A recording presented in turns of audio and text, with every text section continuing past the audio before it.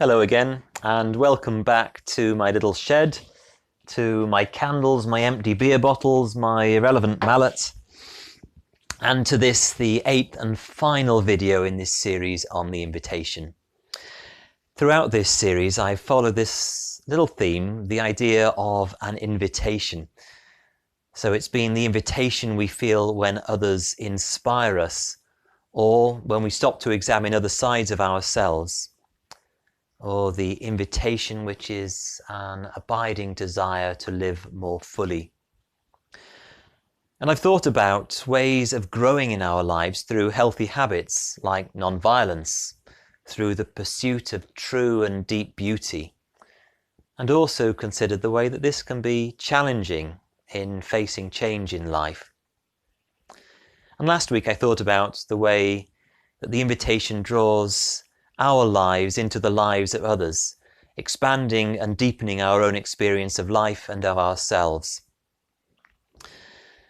Now, it's sometimes the way that we only really understand where we're going on any journey once we've set off. And that's been my experience in making these videos. I knew where I wanted to start from, but it was only once I began working these ideas through and stitching them together that something occurred to me, a little epiphany, if you like. You see, this theme, the invitation, was very much for me just a description each time of the dynamics of each separate description of the characteristics of faith. But as I've worked it out over the last 7 videos and this one too, there's been a figure forming in the back of my mind, a shape and a pattern for how all these different thoughts about the invitation might be drawn together as a way of living human life, a collection of teaching. And it's possible you've spotted it too over these weeks. Now, the New Testament finds a few words for this pattern. So St. John, in his Gospel, he uses the Greek word logos. It means both principle and word, something not very far from the idea of science, if you like. This is a pattern, he said, by which we can understand all of our human striving.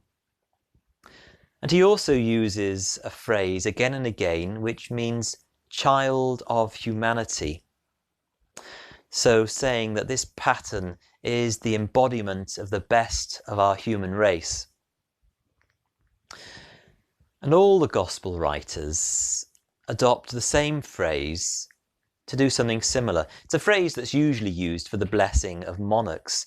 And so it's saying that these ideas represent the very fullness of what human life at its best can be.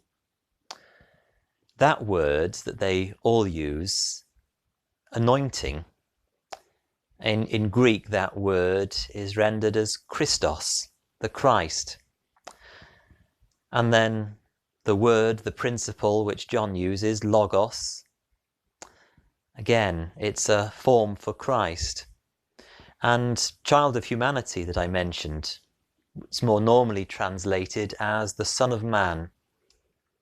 And so for me over these weeks, I found another word for that same principle, the invitation. If you think through what you know of Jesus, what was it that he did?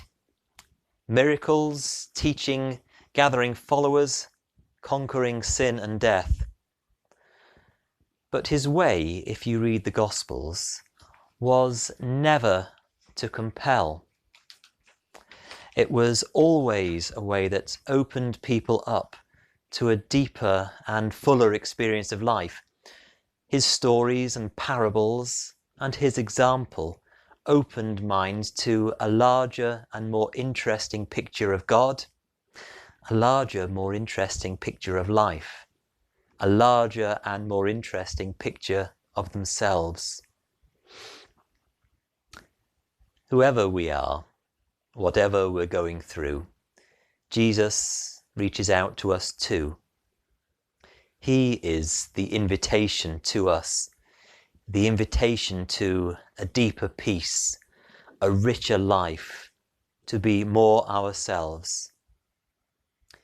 He is the invitation for us to journey home to God.